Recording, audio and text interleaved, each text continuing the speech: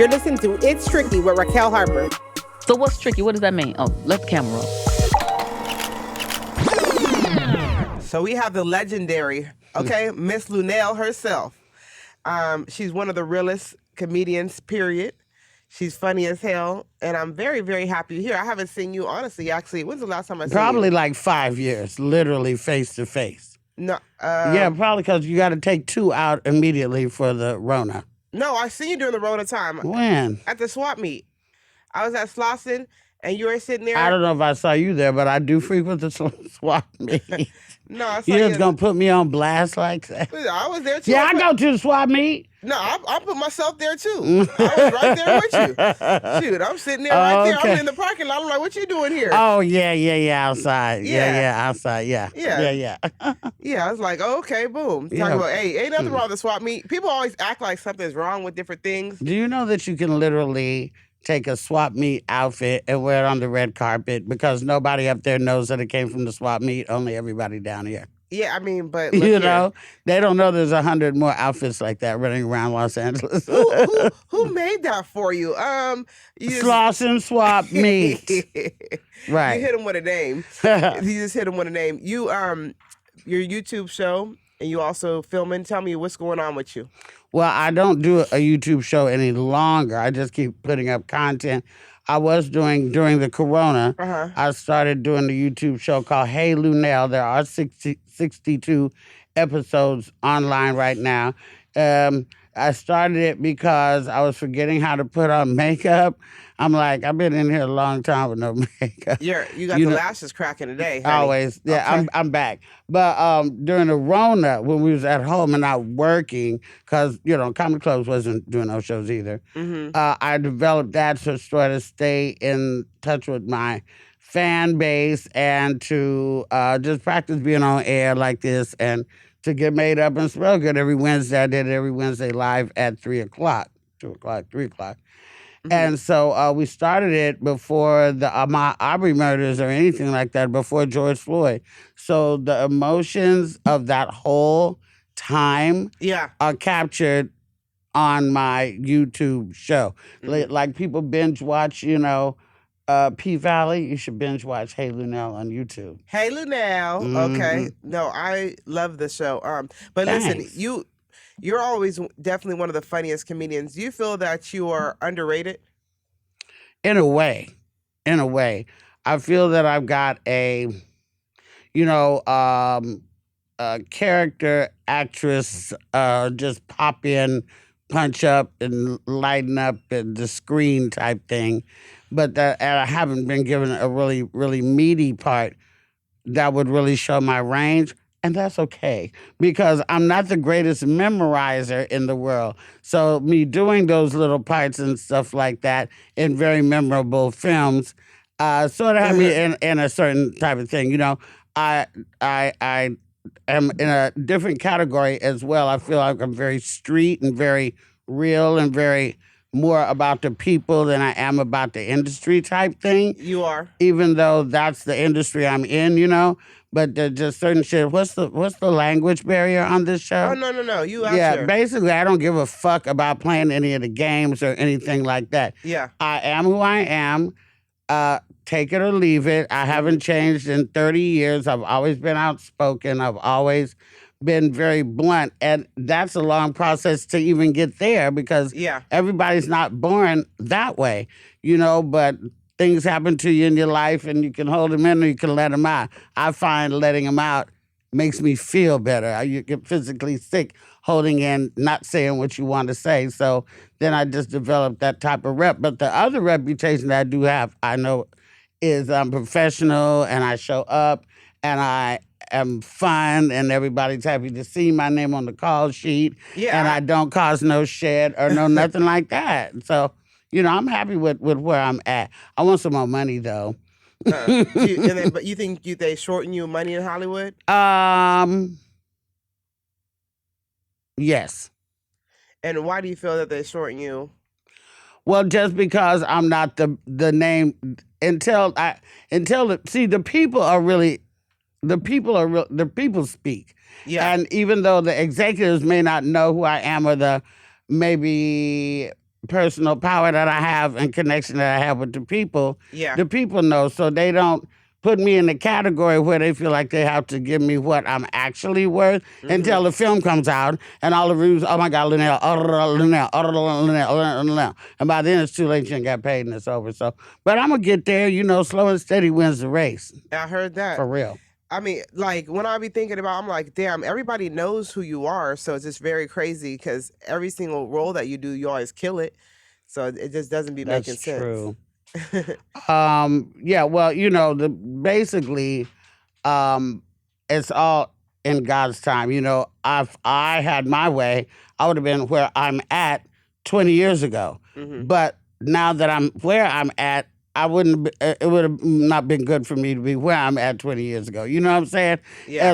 You get older and you get wiser with your money and stuff like that. You're not doing the dope you used to do and sleeping with the trollops that you used to sleep with and being drunk and all that stuff. That comes with age. But you've been married for, 20 years now, right? Yeah, but not all in a row. Not all in a row. Oh, okay. So y'all had some tricky times. Oh, yeah. What marriage don't. But we got married in 90 days. So what do you really know about somebody when you get married in 90 days? Oh, so you had a 90-day wedding, basically. Yep. Vegas, the whole shit. Oh, so were you drunk or something and decided it? No. It was a beautiful wedding. We fell in love, madly in love, crazy in love. Boom, let's get married. He must have had some good pipe for you to marry. It was more than that. I can get good dick anywhere. Oh, well then. But it was the man that he was. What kind of man is your husband? My husband's basically a woman want to know that your man will knock a motherfucker out for you. Basically, you want to know that. Yeah, absolutely. And he was definitely that. And he was also not a hindrance to me on the road. He was a help. He would help me with my merchandise. We used to dress alike, like matchy shit, and all that old kind of fun stuff. He was great on the road, but he's very, very ill because, there was a period where we was apart and there was a lot of drug use going on. And I just want to say to him, you do like to do dope out there, it will catch up with you eventually. Smoke your little weed, have your little wine, drink something like that, or drink with an umbrella in it. But that fentanyl, that cocaine, all that bullshit isn't leading you to nowhere. You will regret it in the end, plus you'll be broke. That's my public service announcement. Well, damn, that's a hell of an announcement. And that's a fact. Is he, for his health, is he doing any better right now? Well, some conditions, yes, and some conditions they're stable. They're not gonna change. But anyway, let's change the subject. Talk about more lighter things, like who I'm gonna smash next. Oh wow! Who are you gonna smash next? Well, I had not. Of course, Bruno is my heart. And I would love to smash Bruno, but then you just don't know, do you? Well, you really, some of these guys in Hollywood, right? Who have you smashed? Like that people wouldn't expect you to smash, but you can say, yeah, I did that. My girlfriends know, but y'all will never know. Oh, okay. Come on now. There's a couple of them had a fun time. You just can't say their name? I could, but I just choose not to. Oh, you're going to keep it with you and roll it out? Yeah, my friends know. But Bruno's the one that you want to smash. No, I don't just want to smash. I don't even want to smash him. What if he was not satisfying in bed? I'm just saying, I love him. I love him beyond smashing. I love his talent. He's got that Prince thing. That talent, that James Brown thing. He studied it. He's got it. And he can play all these instruments in his show. And he's funny and witty and slick, and he's had his ups and his downs, and he lost his mom and all that stuff. He's got a great story. I love him, and he's cute as fuck. And I want to be the girl in the gorilla video. Please use that clip. Watch the gorilla video and put my face on that bitch. And that's who I want to be, the girl in the gorilla video. If you haven't seen it, watch it. You are funny. Well, Bruno, so now Bruno, if you're watching... Bruno knows. We made a video together, right? Yeah. But you seen it? But you already told him that you wanted to see what it do down there? No, I don't say it. We don't talk like that, girl. Yeah, shit. Yes, My God, you're trying to tarnish our beautiful relationship, and I'm not having it. No, you just tarnished it yourself. You just said you wanted to smash next. Well, I want to smash Idris Elba, but that don't mean nothing. I want to smash a lot of people. That don't mean nothing. Idris Elba? Yeah, Yeah. Idris Elba is a nice looking man. Matter of fact, I don't want to smash him. I want to let him smash me. Oh. You're so funny. You're all talk. You ain't with none of it. No, I ain't busting the grape in a food fight with steel toed boots on. But I want to. Right. Mo'Nique recently apologized to DL's family. How do you feel about that? Good. She should have. Yeah, you think so? Yeah. People say things in the heat of the moment, that they shouldn't say. But it takes a big person to go back and say, hey, I was out of pocket. And I think that that's a good thing. How are you and Mo'Nique's relationship? Fine. Who's your, you rock with as far as the comedian, world of your sisters that, you just bond with heavy? Laura Hayes is my number one ace boon coon. Miss Laura from Martin, Cole's mom, Queens of Comedy. She was out of Oakland. I was out of Oakland. Paul Mooney out of Oakland. Mark Curry out of Oakland. And we just have an Oakland thing. And we've been through a lot together before we even came to L.A. or before either of us was on TV at all. And then back in the Comic View days and stuff. And then personal shit. So that's my number one. Everybody knows that. I like a lot of other people, though, And then, I don't have a bad relationship with too many of the women in the game that mean anything. What do you mean that mean anything? I mean the shade that it sounds like. That's what I mean. Who throws shade at you? No, I'm not getting into any of that. But, if you're live, you get shade. People done shaded you. I'm sure you don't shade. Well, all the time. Same shit. Yeah. So you get it. It's just part of life. But I don't worry about that because, I have so much more positive shit to concentrate on besides a few little haters. You know what my baby Cat Williams said? If you got 2 or 3 haters, try to figure out how to get 15 before the weekend comes. Yeah, Cat's one of my I'm paraphrasing. Cat's one of my favorite people. For Cat, who do you feel is the strongest comedian as a male comedians? Who do you think is your top 3 male comedians? My top 3? Yeah. Of course, Cat. Chappelle. And probably me if given a chance. Me. I'm like Little Richard. I want the Academy Award goes to me. You seen him say that? Yeah. Yeah. No, I love Cat. I've interviewed Cat a number of times. He always cracks me up. He's really one of the realest. I also think, Cat, he's never gives a shit. And that's what I like about him. Cat's if I ask Cat anything, it doesn't matter. He's gonna answer what it is. It doesn't. And he always has a very analytical answer that you really can't argue with. Yeah. You know what I'm saying? Yeah. Have you went on tour with anybody that you have wanted to go on tour with that you have not yet? No, I've only ever been on tour with Cat. Nobody else has ever taken me on tour. I went on tour with Cat 15 years ago, and I just got off tour with Cat for 9.5 months. So, no, I've never been on tour with nobody else, just my own tour. I'm on my own tour right now, but it's not arenas and stuff, just, doing the improvs and Carolines and stuff like that around the country. And it's called the Fresh Out of Favors Comedy Tour. And you know why it's called that? Because I'm fresh the fuck out of favors. Don't ask me for shit. I done paid back every motherfucker that I've ever owed money to.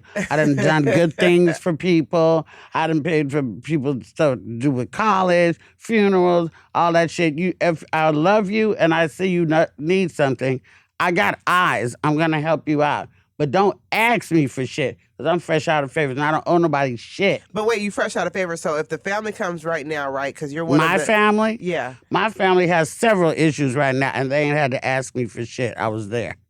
Oh, okay. So, I made it happen. But if your random homies just come to you, be like, Luenell, I just see you just got done doing that show. That show was sold out right there that you just got done. Can I borrow about $15,000? I'd rather give it to you. Because we're going to lose the friendship. Because, bitch, if you had 15 to pay me back, you would be asking me for it in the first goddamn place. So anytime... I don't do that. I would rather just buy what you need or get it. But I'm not. Don't give me the old pay me back shit. Plus, people don't like to pay back people who they think got money. Let's keep it real. Where the Yeah. fuck has that ever worked out? Never. I mean, people never pay back. I mean, that's obvious. Yeah. For you, right? What is you dream about, like, that you can obtain in your career that you haven't obtained yet? Well, Chappelle has said that I'm going to be one of his 4 that he produces Netflix special for. He's already done Earthquake. And I think Tony Wood. No, he done Earthquake, and then he did Donnell Rollins, and Tony Wood was the next one, and then me. And so I want to do that. I want to do my Netflix special. I want to be paid accordingly. I want it to be epic, and I want it to be special. Because a lot of times these specials just ain't fucking special. Yeah. You know, back in the day, if you did an HBO like half-hour special or something, like the next day you were on Carson. The next week you had a show. Like it was boom, boom, boom after that. But I see people do a Netflix special and they standing right behind me at CBS. Like, what the fuck are you doing there? You know what I mean? But I want my special to be really special. Like it's going to, and it will be because it's me. I mean, a lot of people, though, for comedians, though, I think that now it's like a fine line of comedy about what you can say and not say. Like, you know, I think. Is it? Yeah, it's, as far Really? as Chappelle gets critiqued always, you know, with the LBGTQ community about what he's, you know, about his punches, and they're trying to cancel Chappelle multiple times. And how did that work out? Well, he's not canceled, Exactly. clearly. So do you think that you have to be careful as far as that world? Well, I think that there's a way to say everything, you know? In this day and age, there's a way to get your point across so as not to ruffle too many feathers. Mm-hmm. But you're always going to ruffle some. I mean, you know, and I'm not a motherfucking people pleaser. I am known for saying what the fuck it is and how I feel. And I don't set out to hurt people or anything like that. I don't talk about people. You know, people's always like, oh, I don't want to sit in the front row at the show. Well, bitch, you can sit on the stage. I'm not paying no attention to you. I have material. I don't fuck with people in the audience unless you are just, you know, disturbing the people around you, and the people around you are sending me a vibe, because I get vibes on stage. Yeah. Sending me a vibe and saying, Luenell, say something to this motherfucker. Then Yeah. if I get that, then, you know, I do. You go up at it. No, I politely ask 2 times. Maybe keep it down, or, you know, talking to the waiter or whatever like that. Or it's distracting. I'm high. It's not you. It's me. But if I'd have to say it 3 times, that I really just don't even get into it. I'll cut you out real quick, and then you got to get kicked out the club. Dang. That, I mean, well, at least do you feel... That's what. Have you ever been in any incidents that people try to attack you at your shows at all? No. I've had people try to kiss me and shit like that and hug on me or take the mic and try to be funny. So nobody has ever came at me, but I don't think I give anybody a reason to do that. Yeah. I mean, well, people just... I mean, you could also have obsessed fans. Okay, let's say. Let's say somebody tried to do that. I travel with security that you don't even know who they are. There's people that I travel with that they know who my people on Instagram and stuff know who they are because we take pictures. But there's also people that travel with me that are never on camera. So I would say that if you would like to see what happens, come at me. Hi, actually, people come at you. Jocelyn Hernandez had a thing with you before. That's old news, did and you I ever- don't choose to discuss that. Oh, okay. I didn't know if y'all ever resolved that. It's old news. Oh, got you. Shut that down. You shut it down quick, huh? Mhm. Not playing with nothing like nothing to nobody. Never again. And then for your new news, okay.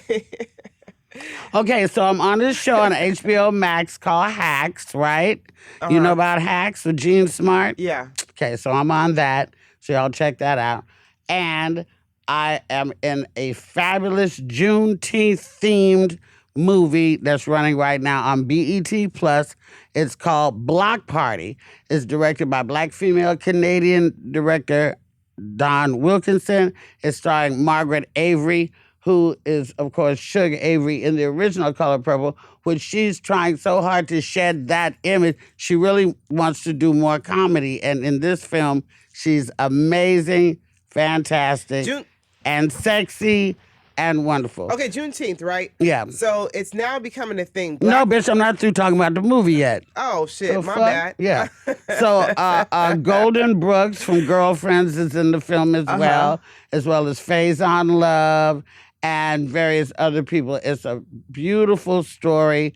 It deals with a little bit of dementia, Alzheimer's. It deals with Juneteenth. It deals with family, and it's a really good, feel-good movie. I want everybody to check it out on BET Plus.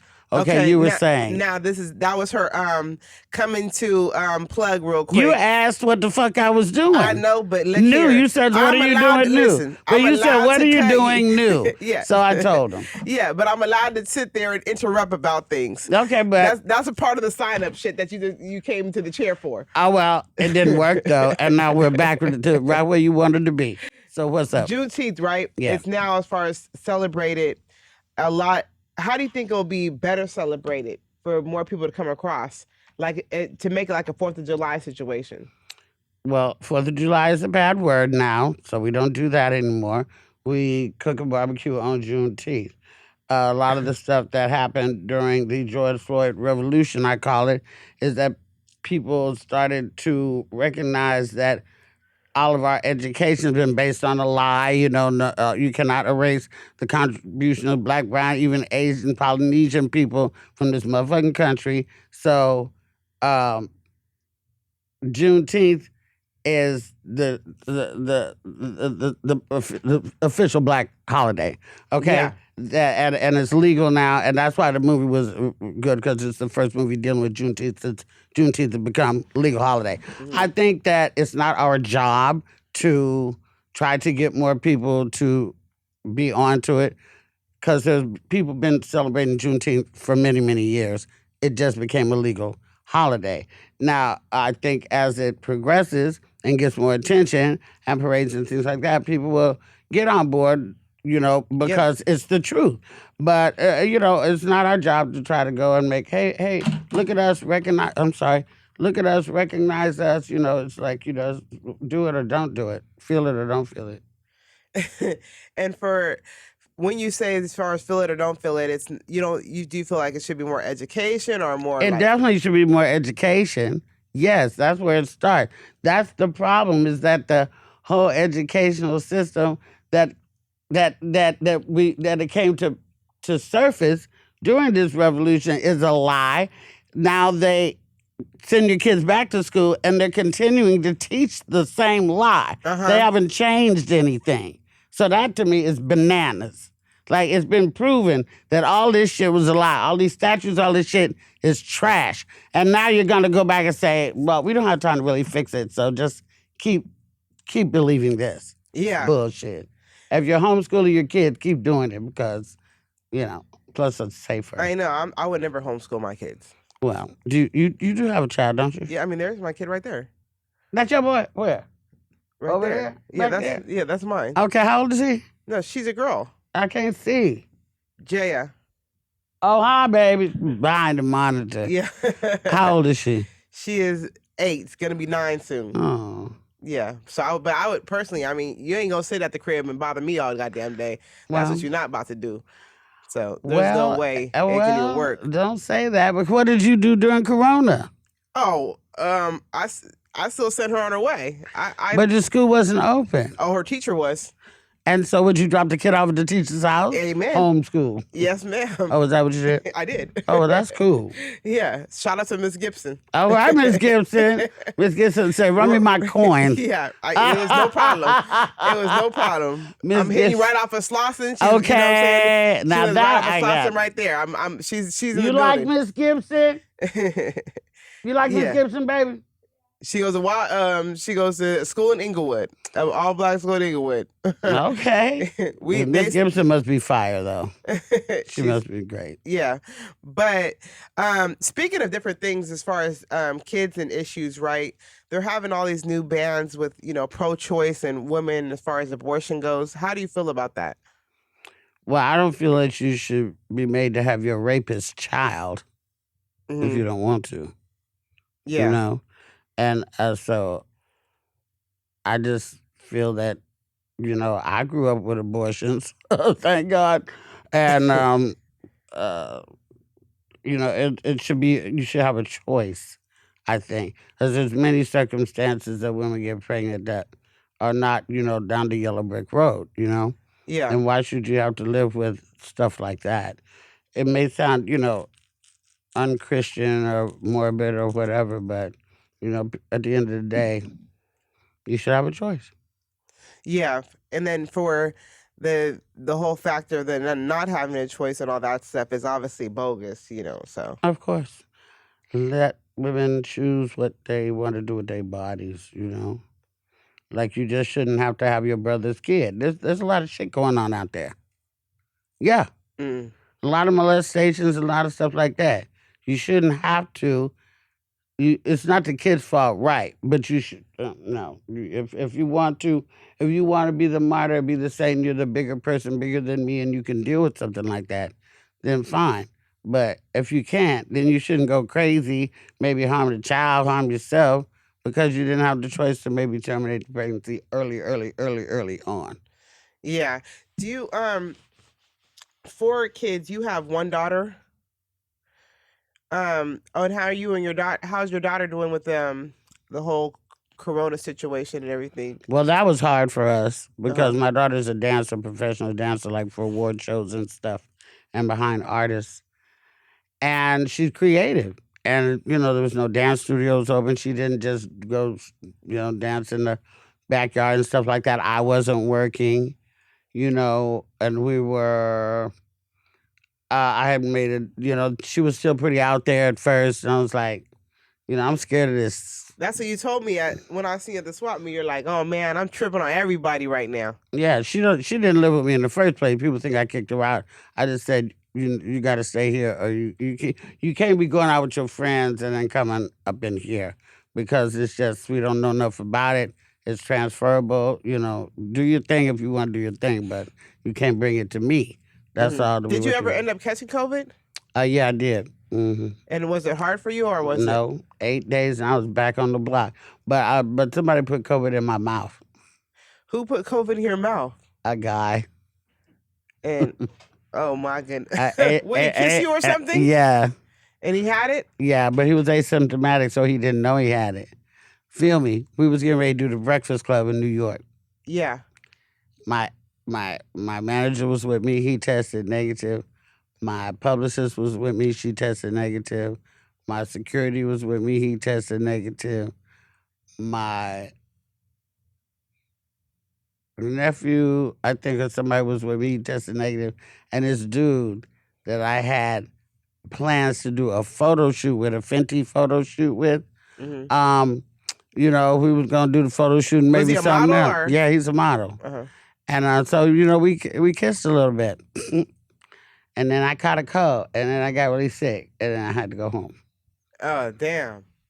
Did you end up getting to do the photo shoot? No, but we got to do it. I'm going back to New York in September. Oh, and when you only had one kid, do you ever regret not having more kids? Absolutely not. Where's the camera? No, no, and no. One and done. She's amazing. I'm blessed. But when you start getting the multiples, one of them gonna be the serial killer. No, just one for me. That was enough for me. I was proud that I could do that. I didn't think I was gonna do that. For you said that you were proud that you could even pop that one through. Yeah. Yeah. Oh, the other ones is like, okay, we're not doing no more kids, but this is it. I don't know what nobody else said, but I know that I can. I it's not even about the pregnancy. I had a great pregnancy. I had a C-section, vagina is just like it was in 77. But well, it's the education and the money and the time and being on the road and missing shit and all that type of stuff that I would never want to do again. I don't want to be on the road when I finally have a grandchild. I don't want to. I want to be there more than I was for my daughter. You want your daughter to have kids? kind of question is that? No, I said, you ready to be a grandma? No, I wanted to have kids, and no, I'm not ready to be a grandma. Yeah, that's the I want- question. I That's wanted- exactly the point. That's exactly the I point. wanted to have kids, but Yes, not yet. Exactly. That's exactly the goddamn point. Not yet. That's why the question is. No, because I wanted to enjoy her career for a while. I wanted to dance. I wanted to travel and see the world before she started settling down with some damn kids. And then she's not financially stable. So who pocket that fall into? Mine. Yeah. I wanted to have a kid, but not yet. you- Get your shit together first. That's your message to your baby girl. Get your okay? shit together before you start Yeah. popping out these goddamn kids. Yeah, no, but I already knew. That's why I asked you, because you don't even seem like the grandma type. Like, But I'm a great, I used to be a Girl Scout leader. I was just around 6 kids under 7 years old in the same house. This weekend, I changed diapers. I disciplined. I did knock a kid over on his little race car the other day, but that was sort of by accident. But, nowadays, though, you're not allowed to beat your kids, though. So, you're technically not allowed to give ass whoopings anymore. who's in a house to see what you do in your house? No, Luenell, it's not about the house. It's now if you decide to hit your kid. Raquel. You ain't never spanked your baby? Listen, Did you ever spank the baby? I mean, What, she's right over there and she can answer. She out of here, actually. She went to her daddy. Now she only got picked up. That was all planned. Set me up. No, I just said, but No, now I mean, you nobody technically wants to can't. beat a child, and I would never take out the aggressions that I have towards certain children with a beating. But I do believe in discipline. That's what's wrong with some of these kids these days. They just running wild telling the parents what to do. What was one of your funnest memories that you have with Kat? Riding my first G6 private plane. That was beyond. What'd y'all do? Tell me about the memory. We played some of his music because he does music as well. A lot of people don't know. We played some of his music. We were drinking champagne. We were smoking on the plane. And we were, eating and being waited on and giving each other high fives. And just like, this is incredible. Incredible. I've only ever been on a private plane with 2 people, and that's Kat and Dave Chappelle. Dang. So Dave Chappelle also. And how is that plane ride? They're all amazing. Anytime you can fly private, it's amazing. Walk around, get your food, drink some. I only rode on a private plane one time. Whose was it? Well, Harvey took me on a private plane to Vegas, but that was the only time I ever rode on a private plane. But besides that, I just do like the regular shit. So Well, me too, but I'm just saying, it sure is great though when you get a chance to do it. yeah, I mean, I need that lifestyle. Yeah, but Vegas, that's cute for a beginner. Then you got to go cross country on one. Yeah. Well, excuse me. Okay, No, I'm just saying. I haven't had the leisure yet to go cross country. I had the 40-minute ride. Okay? That was shit. I get it. It's it just happened that way. Chappelle, the flight to Yellow Springs was a couple hours or whatever. For Chappelle, when he went on stage and had the whole incident when someone attacked him, what do you feel about things that should happen that can prevent those incidents? Well, I hold the Hollywood Bowl totally responsible. Because how did that even happen? What if that fool had arrested Jerry Seinfeld like that? What would they have done to him then? The fact that the boy didn't get charged, I think is absurd.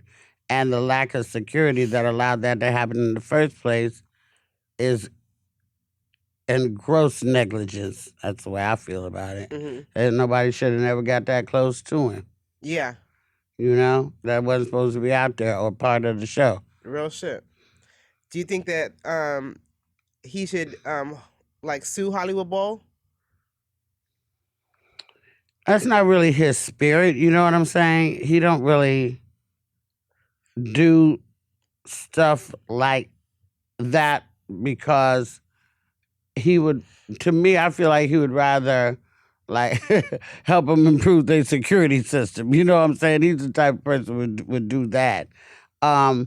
He doesn't, surely doesn't need to sue anybody. And if he was going to do it, I think he would have filed by now. But, sometimes it's just not worth the hassle. You know what I'm saying? Court dates and stuff like that. So, yeah. No, I think he should do whatever he wanted to do. Now, me, yeah, I'd have sued the bitch. Yeah, I'd have sued the Hollywood Bowl. Fuck that. I'd have dug up Johnny Cochran and we'd have sued the fuck out them motherfuckers. Cochran. I'd have dug his ass up. He crazy as hell. He said, dug up Johnny Cochran. I can't with you. I'm serious. That's how I'm serious. Yeah. You need Johnny Cochran for some shit like that. You know, you're of course you're in the streets all the time. How do you feel about what's going on with Nipsey's trial?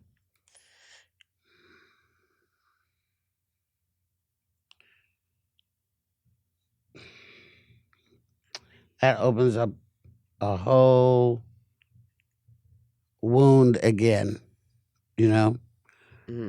I live in that area. Yeah, I know. And, you know, it's sort of like post-traumatic stress because I think that, you know, like I'm moving next year. I'm going to buy a house next year, another one.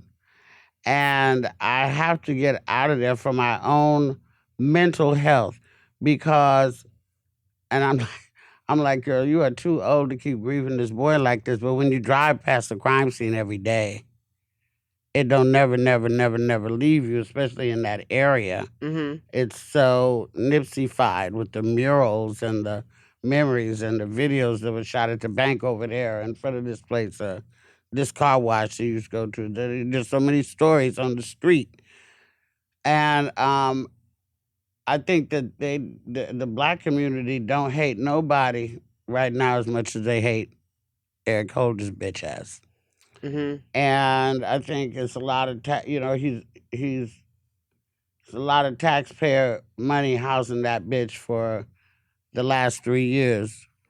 When I know for a fact there's people salivating for him to be released into general pop.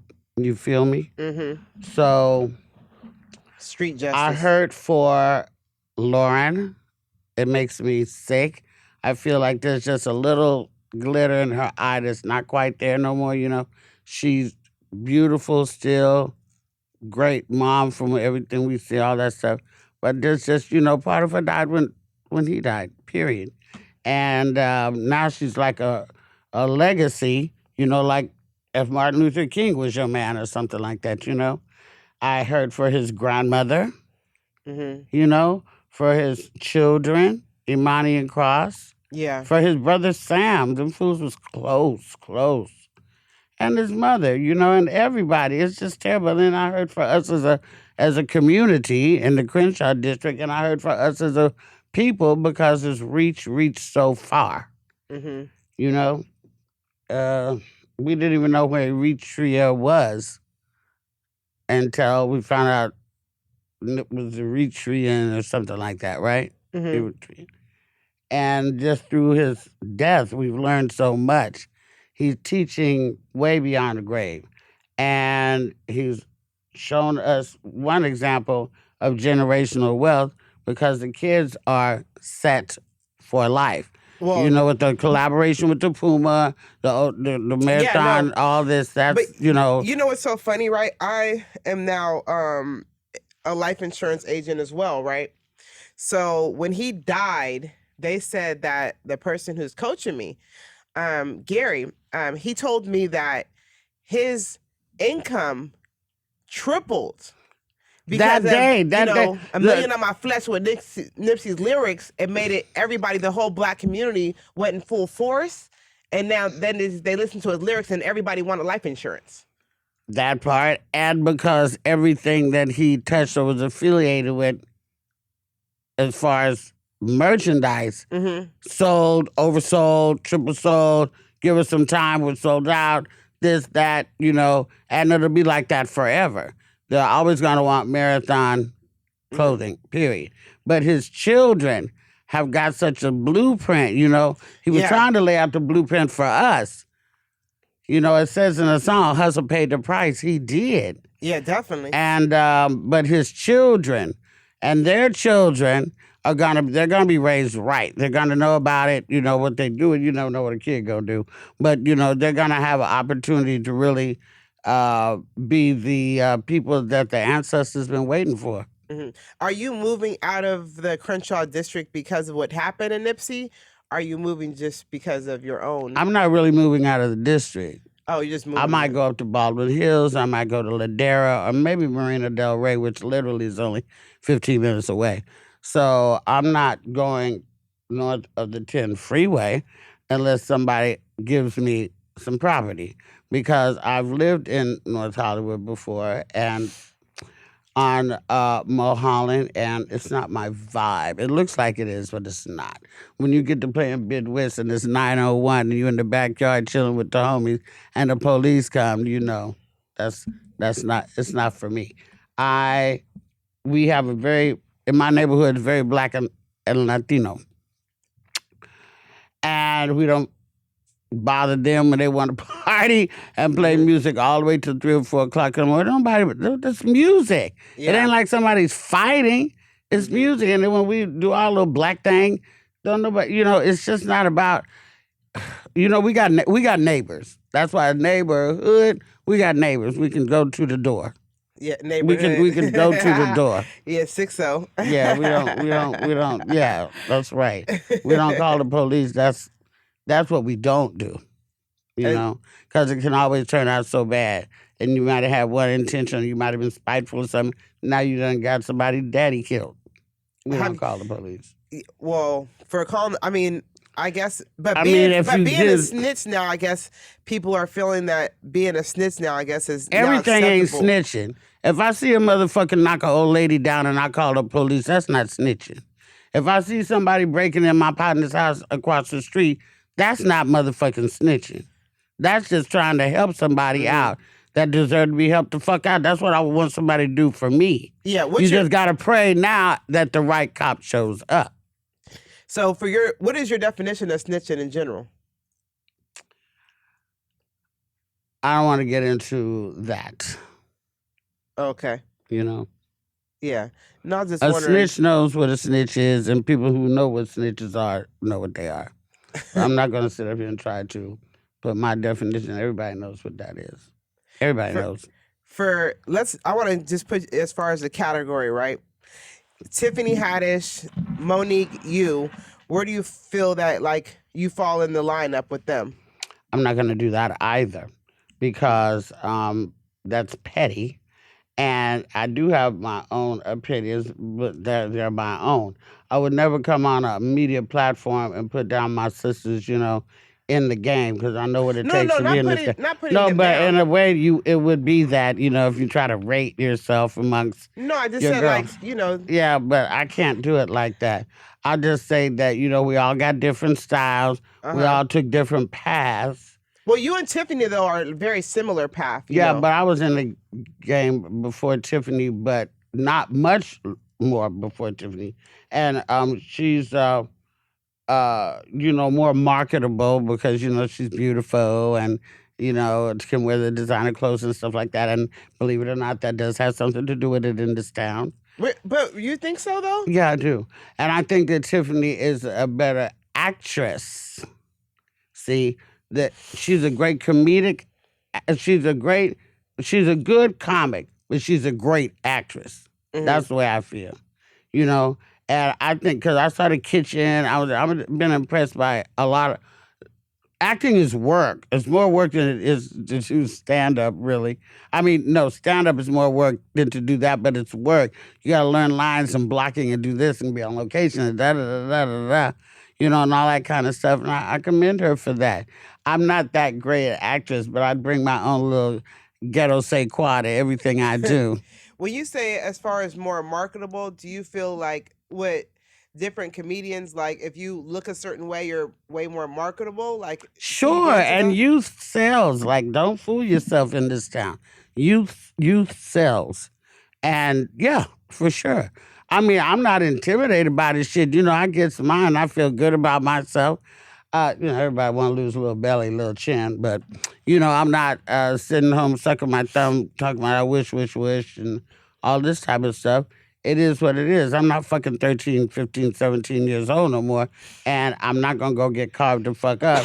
So Would you ever get Did you take a corona I- test? For your listen. ass came up in it. I did take a COVID test. I don't have COVID. Where the Lysol? I shit? have allergies. Excuse me. That's what they calling it. Yeah, I don't got the goddamn Roni. Shit. You ain't gonna put Rona me. don't make you sneeze, by the way. It don't. I don't even know. It what make you cough. Okay, well, you haven't seen me do a cough one damn time. You asked me some wild shit. I'm just fucking with you. I'm just fucking with you, man. No, I'm playing. Yeah.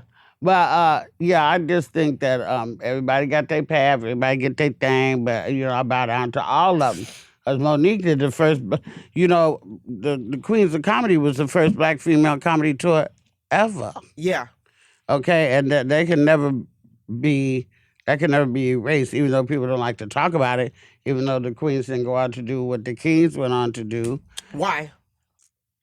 I don't really know. But what's well, your see, reasoning? back then, when they did that tour, I don't think everybody had publicists and big agents and stuff like that to help them capitalize on the fire that they had just done. It was like they did it and it was over. Now, them boys, I don't really know what their situation was either, but, DL and said, Yeah. and the late Bernie Mac would have. And Every single one of them Steve came out big deal. Yeah. Every single one of them. Yeah, I don't quite understand But even for the why Queens that happened or how that happened. for the Queens of Comedy, I remember Mo'Nique and who else was on there? Adele Gibbons, some more, and Laura Hayes. There you have it. Shame. Okay. Now you see, that just proved what I'm saying right there. Mhm. The boys did the biggest male comedy tour ever. The females did the biggest comedy tour ever, and people can't remember their name. Well, It's not just you. I'm not gonna lie, I did not remember. No, but but I you- did definitely remember for the Kings of Comedy. Yeah. So, But there's a reason for that, and I'm trying to exactly figure out what it is. Did they not promote the queens like they did the kings? Did they not get behind the women like they did the men? Why did all those men go on to be hugely financially successful and the women are nowhere close to that? yeah. Facts. Maybe Mo'Nique. Well, she did just get breaded the fuck out. Sorry, no. Netflix. I mean, Mo'Nique made a massive comeback.